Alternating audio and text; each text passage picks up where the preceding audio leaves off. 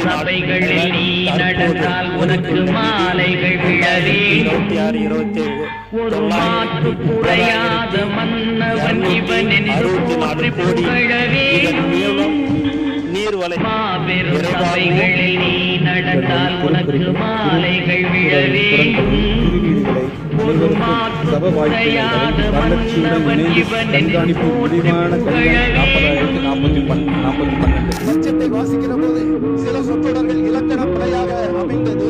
நமது நிதியமைச்சர் அவர்கள் வருங்காலத்தில் அந்த பிழையின்றி உன்னை அறிந்தால் நீ உன்னை அறிந்தால் உலகத்தில் போராடலாம். உயர்ந்தாலும் தாழ்ந்தாலும் தலை வணங்காமல் நீ வாழலாம். கேலி பண்றீங்களா?